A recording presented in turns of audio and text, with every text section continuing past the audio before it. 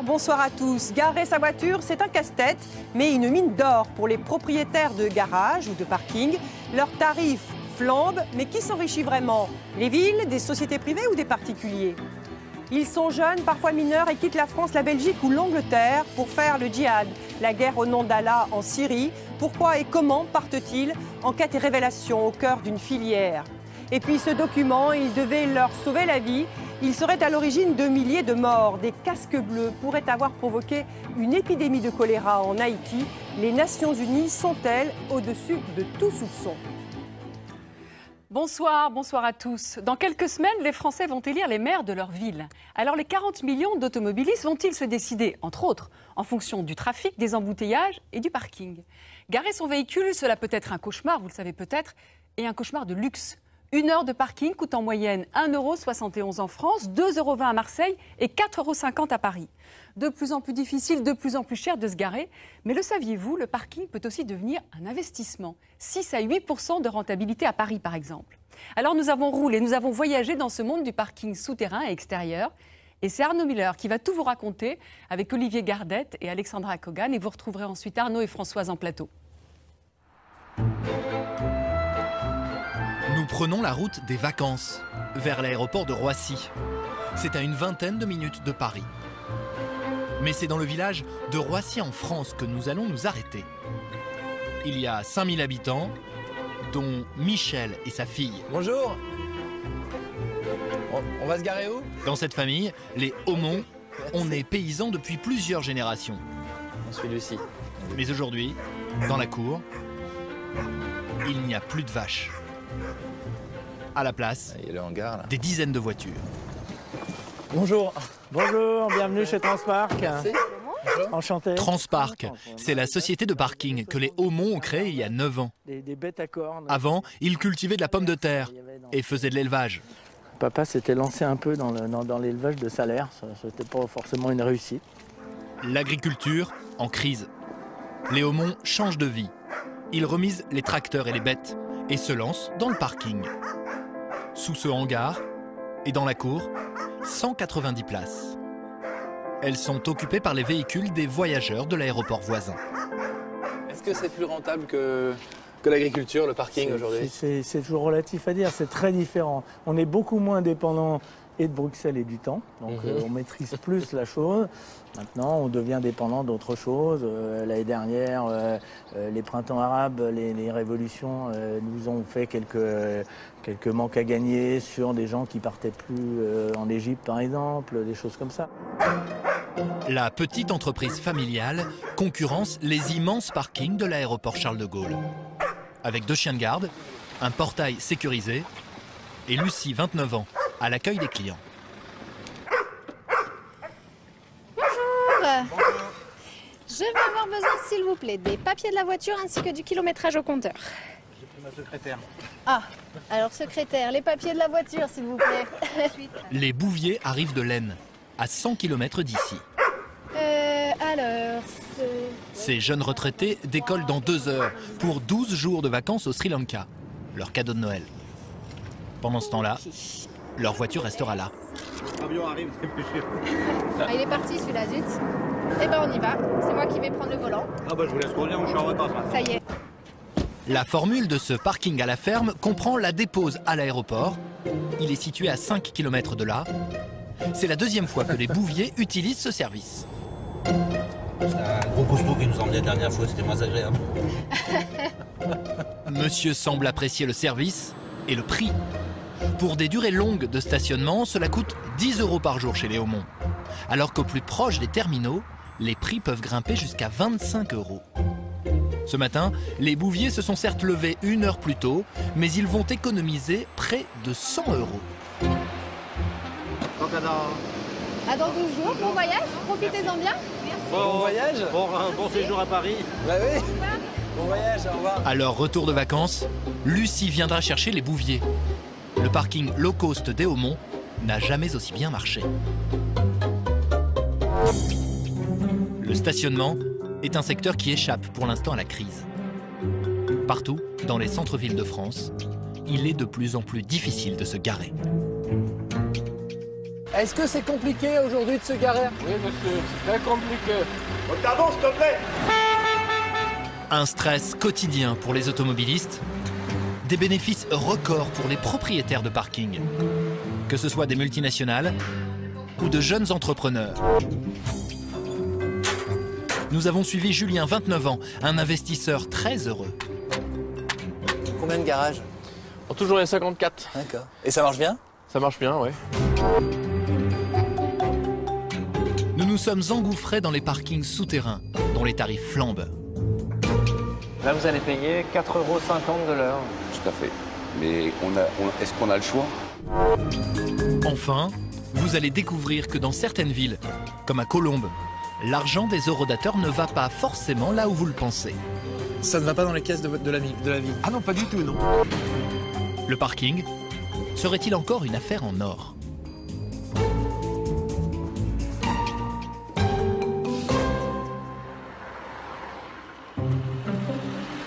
« 7 h du matin à Aubervilliers.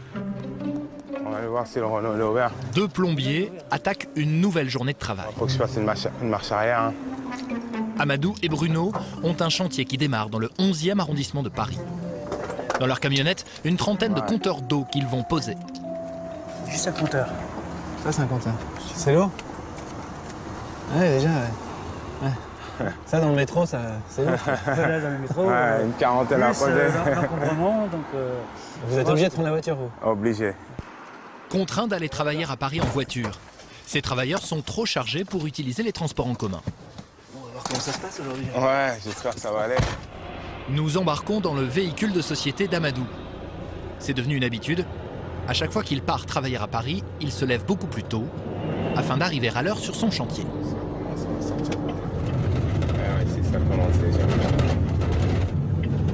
Il y a d'abord les bouchons à éviter. Aubervilliers, Paris 11e, 8 km. Ils seront parcourus en une grosse demi-heure. Vous êtes arrivés. Voilà, on est arrivé. Regardez, nous, on travaille là. D'accord. On va travailler là. Regardez le peu de place qu'il y a là. Mais le plus dur reste à faire. Se garer. C'est le début d'une course contre la montre. Il y a des places de livraison, là? Ouais, mais j'ai des livraisons. Là encore ici, tu vois celle-là, mais elle est toute petite, je peux pas. Même avec son véhicule de société, le plombier n'a pas le droit de se garer sur ces places de livraison. Il se met à tourner dans le quartier. Les gens se garent un peu n'importe comment, du coup? Il n'y a plus le choix. Vraiment, il n'a plus le choix. Il n'est pas le seul. Tout le monde bataille pour se garer. Des moments d'abattement. J'espère que c'est pas un client. Les clients qui s'impatientent. Même si je trouve une place par là. Je suis loin là, je suis loin déjà. Là, ça va être galère.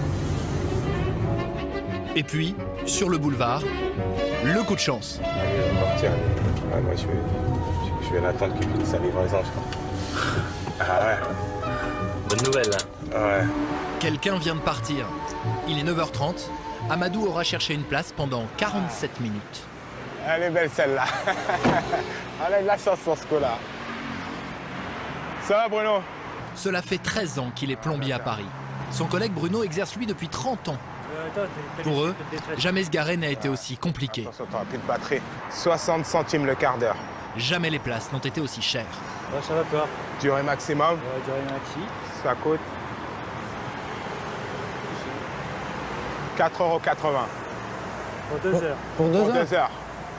Il reste 3 €. Carte à 15 €. Elle fait même pas une journée. Tiens. Pour éviter l'amende, dans 2 heures, ils devront revenir mettre un nouveau ticket. Il faut maintenant rattraper le temps perdu. Plus d'1 heure de retard pour démarrer cette journée de travail.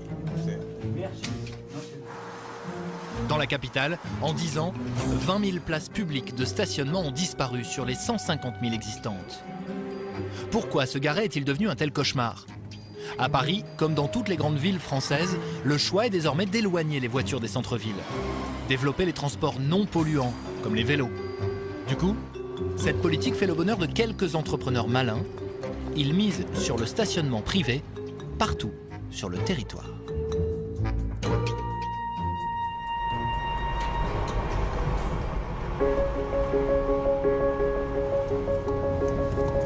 Ce jeune homme passe beaucoup de temps sur les routes. Et il a une obsession. Vous guettez les parkings? À fond. C'est vrai? Julien Bédouet, 29 ans, s'est lancé dans le parking il y a moins d'1 an. Il est aujourd'hui propriétaire de 54 garages. C'est devenu son nouveau métier. Plusieurs fois par semaine, il sillonne les routes de l'Ouest pour dénicher la bonne affaire. Ce matin, il a rendez-vous à Flers Du coup, on va y aller. avec un agent immobilier. C'est Bédouet. Venez avec moi, je suis garé par ici. Un lot de 20 places est à vendre 70 000 €. Mais avant de s'y rendre, Oui, on va passer vers là. l'investisseur commence d'abord par se renseigner sur ce qu'il y a autour des garages mis en vente. L'avantage de cette batterie en centre-ville, c'est qu'on est tout près justement du centre-ville et qu'on est tout près de la gare. Voyez l'emplacement? Il observe notamment les autres parkings. Et un détail l'intéresse. Tout ça, c'est gratuit par contre. Ici, c'est gratuit, pour l'instant. Pour l'instant. Pour l'instant. Et pourquoi ça devrait changer? Petit à petit, les rues qui s'éloignent du centre-ville deviennent payantes aussi. Et ça, c'est la bonne nouvelle pour Julien. Dans cette commune, les places deviennent toutes payantes. Le jeune homme d'affaires ne devrait pas avoir de mal à louer ses 20 garages pour particuliers. Cette batterie-là, en préfabriqué, elle date des années 60. Donc, il y a juste à regarder autour de nous, les locataires sont juste à côté. Les locataires sont juste à côté. Sur les 20 places à vendre, 12 sont déjà louées. Là, il y en a 4. Les locataires paient entre 30 et 35 € par mois. On va lui poser quelques questions justement. Ils habitent l'immeuble voisin. Du locataire. Du coin. Oui. Madame Durand gare sa voiture ici depuis 11 ans. Et alors, ça se passe bien? Vous êtes content du garage? C'est pas entretenu du tout. Il n'y a pas de lumière, alors c'est ce que je reproche. Le soir, quand j'arrive assez tard, on est vraiment dans le noir, là. Si on oublie la lampe de poche, vraiment... Mais c'est moisi, hein. Le sol, oui, on peut. C'est moisi. Non, les garages sont en mauvais état. Le terrain est très humide. La toiture couverte de mousse et les gouttières plus très étanches.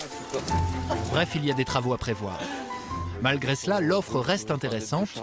Julien entame les négociations. Sachant que voilà, le prix tel qu'il est à 70 000 €, ça aurait été bien que les travaux soient faits pour ce prix-là. Ce que je trouve personnellement. Après... c'est pas gagné.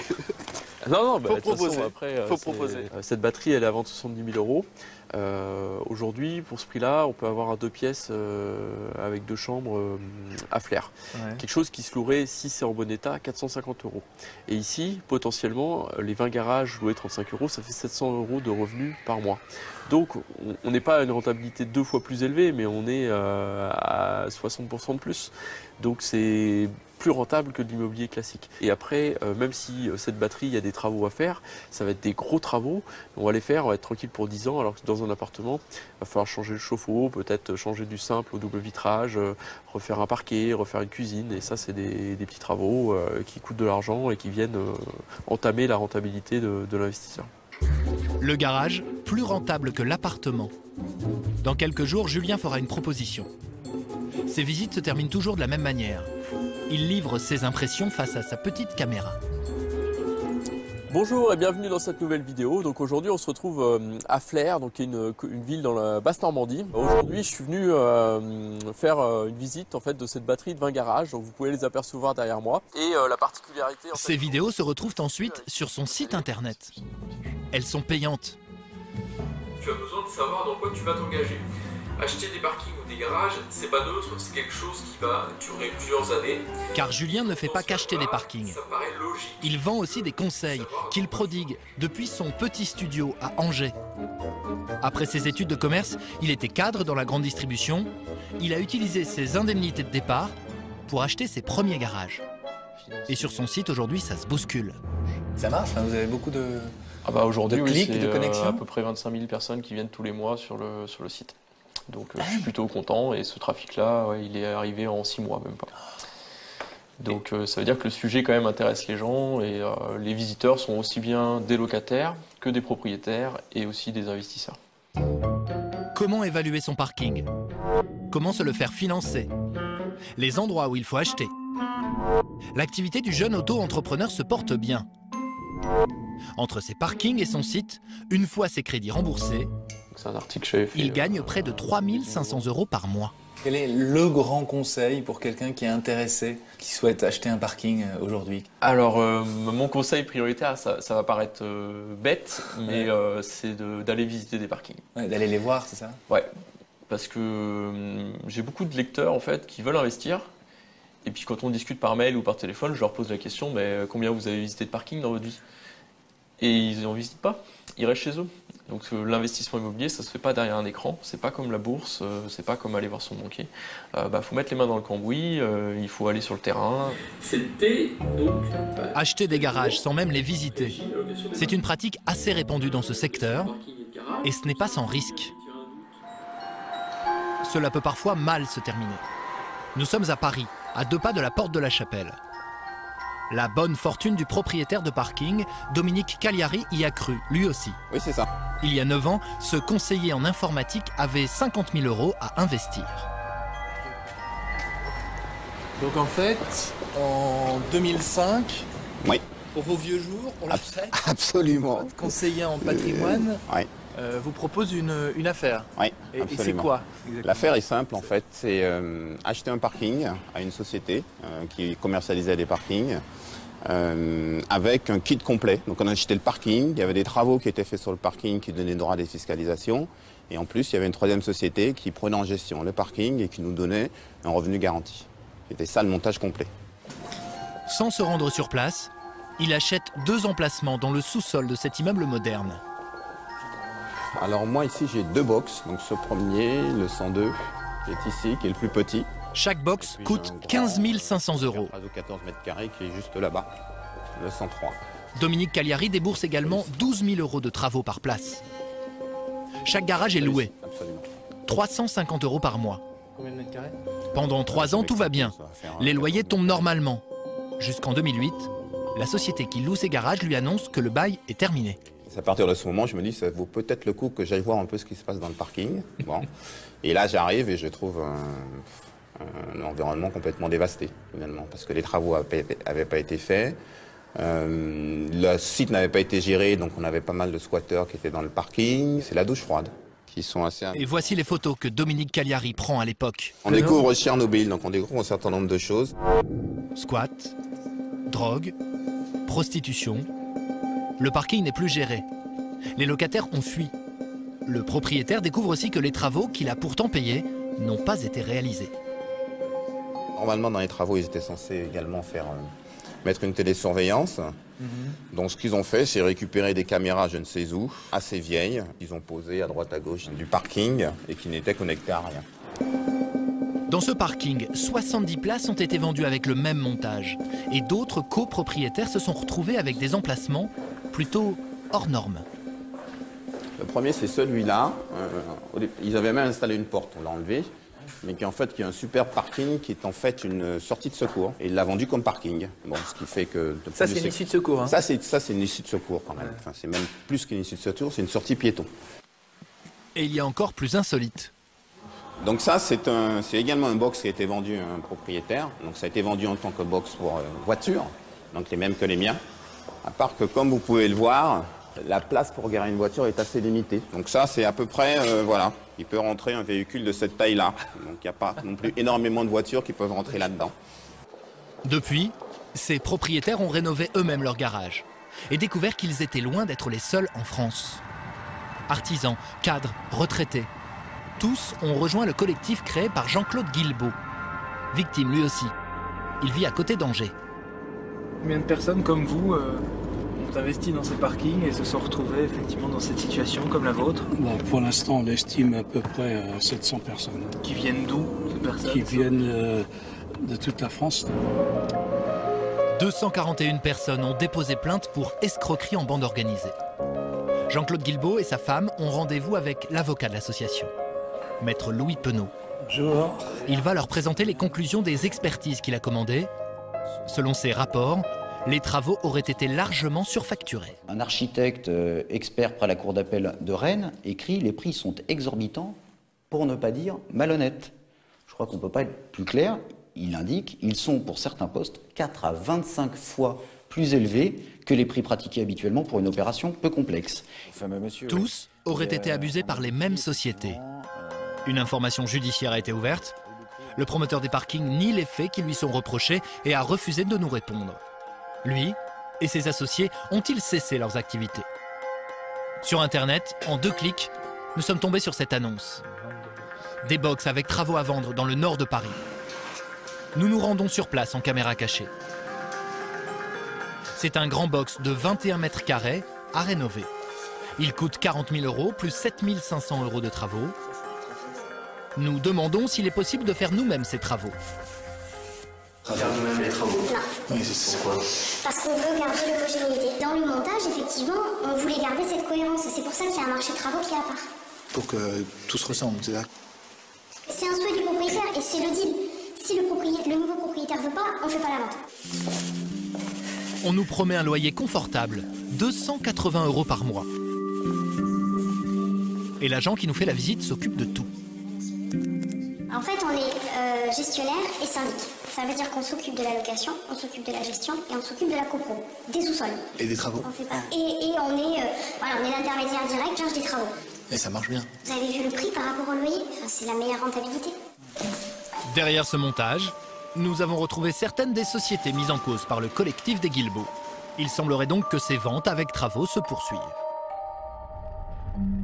Loin de ce qui peut s'apparenter à des arnaques, nous nous sommes intéressés à un autre marché des parkings.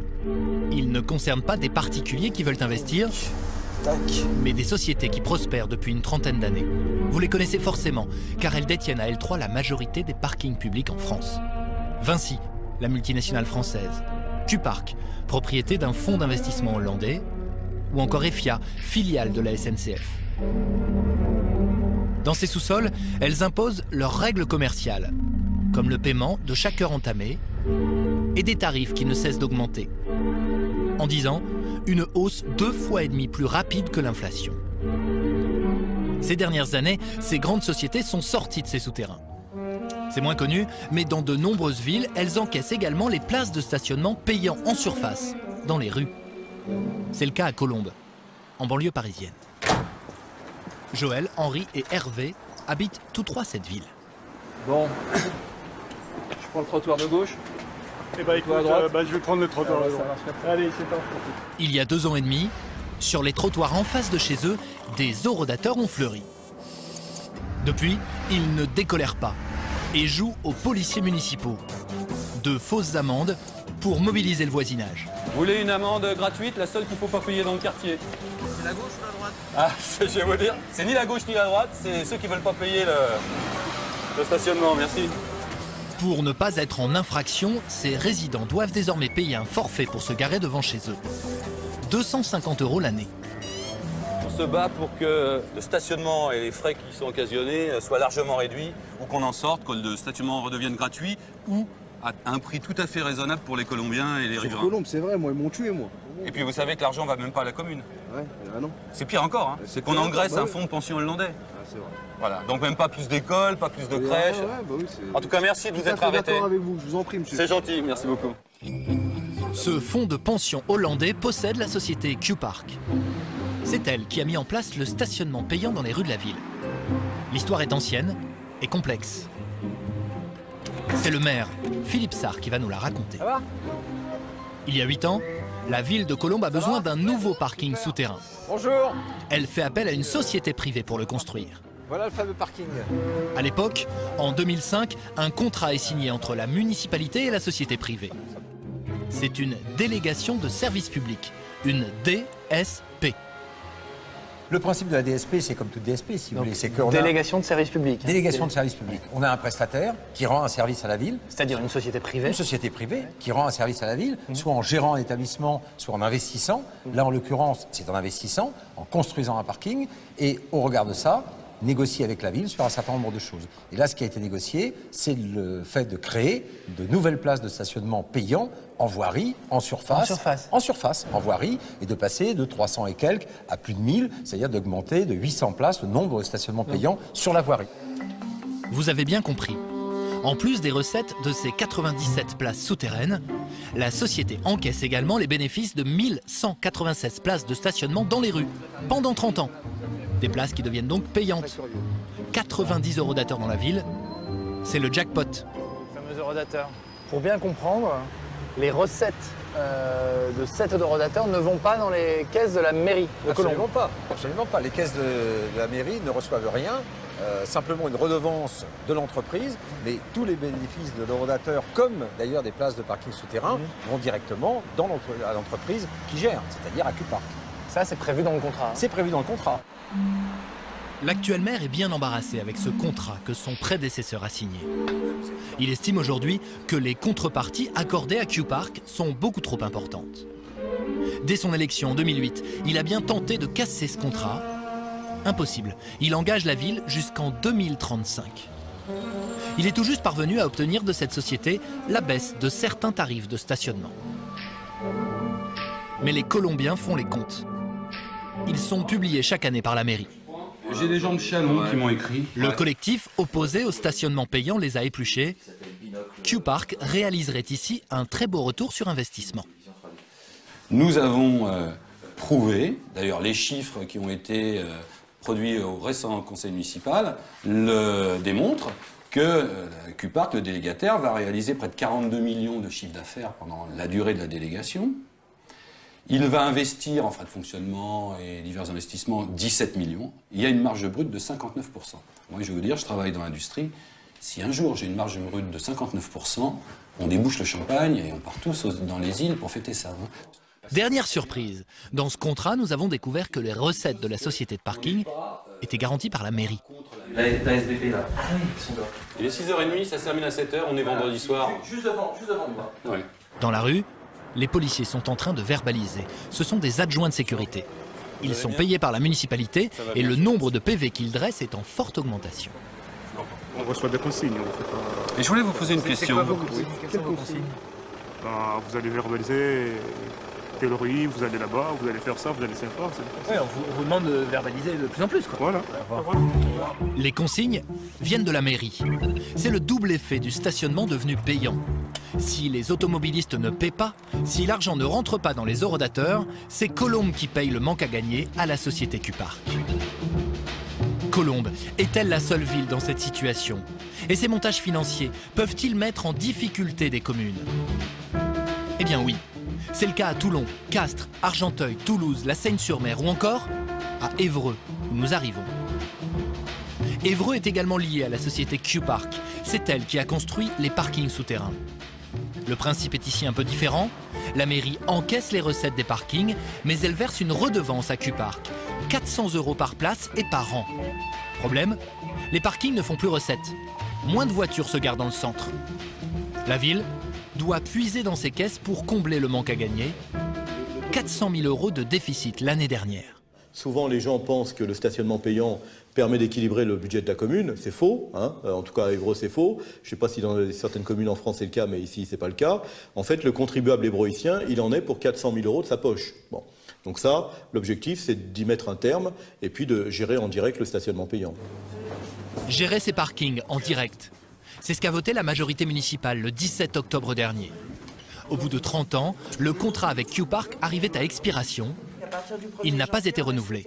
En mettre en place un encadrement. Je ne vous cache pas que le délégataire actuel aurait été très content de continuer. Il avait une vraie vache à lait. Et nous, on a dit, ça suffit les vaches à lait. On préfère gérer pour les habitants, pour Évreux.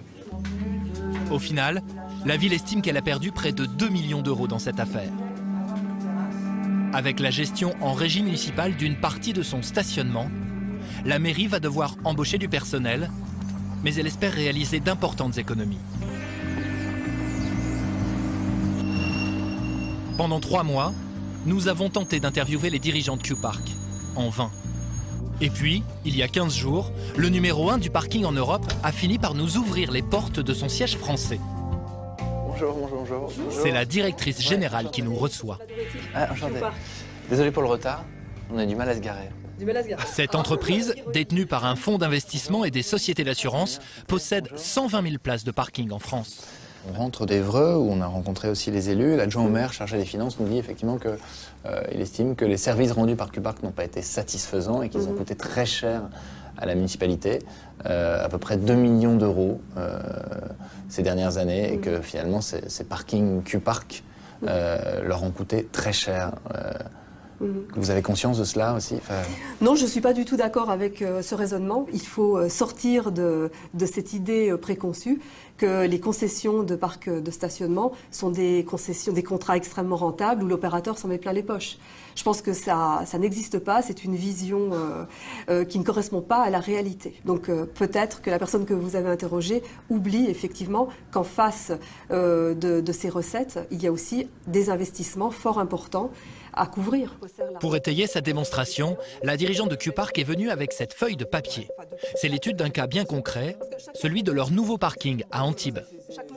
On a décomposé le prix, un prix de 10 € payé par le client pour voir comment se décomposait ce prix de 10 €, où allait l'argent. Donc comme vous le voyez, 4,2 € pour les investissements, 2,63 € destinés aux taxes, 1,25 € pour les frais de personnel, les frais généraux de l'entreprise, 1,25 € dédiés aux frais d'entretien et 0,67 € de marge pour l'opérateur. Donc sur 10 €, sur un ticket de 10 €, si le consommateur, si nous payons 10 € au parking d'Antibes qui va ouvrir prochainement, votre marge réalisée sur ce ticket de 10 € sera de 6,7%. Voilà. Une marge confortable pour ce cas particulier d'Antibes. Construire et gérer des parkings reste en France une belle affaire. La société est en contrat avec 75 communes en France. Sur cette vidéo d'entreprise, les villes où elle poursuit son extension, en étendant un peu plus le stationnement payant. Et pour les automobilistes, la facture elle aussi est en forte augmentation. En 15 jours de tournage sur les parkings, nous avons dépensé pas loin de 200 € pour nous garer.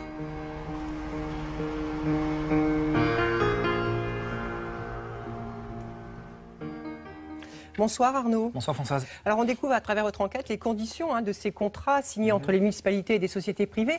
Est-ce qu'aujourd'hui ces contrats sont signés avec les mêmes conditions? Non, aujourd'hui ce serait plus possible parce qu'aujourd'hui il y a des appels d'offres, il y a beaucoup plus de transparence. Ça n'était pas le cas dans les années 80-90 où ces contrats ont fleuri, et pas seulement dans le domaine du parking, dans le domaine de l'eau, du chauffage urbain, des cinémas.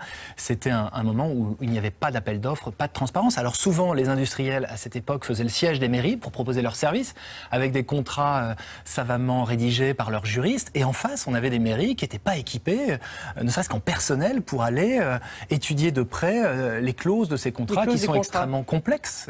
Voilà. Donc pas seulement un problème de question d'offres, mais aussi de rédaction de contrats.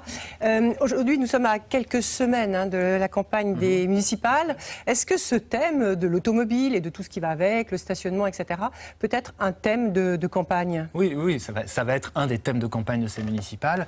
Pourquoi? Parce que l'ensemble des villes en France aujourd'hui réfléchit à la place de la voiture dans les centres-villes. L'idée, c'est quand même de donner de l'air, donner un peu plus de fluidité dans les centres-villes. Il y a trop de voitures dans les centres-villes. Donc, éviter la pollution. Voilà, très clairement, la place, cette question du stationnement sera au cœur de la campagne des municipales. Et puis, il y a une actualité dans ce domaine, c'est une loi qui vient d'être votée. Alors, c'est un nom un peu barbare, c'est la loi sur la dépénalisation du stationnement. Ça veut dire quoi? Ça veut dire deux choses essentiellement. C'est d'abord les mairies pourront fixer elles-mêmes le tarif de leurs amendes. Aujourd'hui, c'est 17 € partout sur le territoire. Ça va changer. Ça sera peut-être moins, peut-être plus, on verra.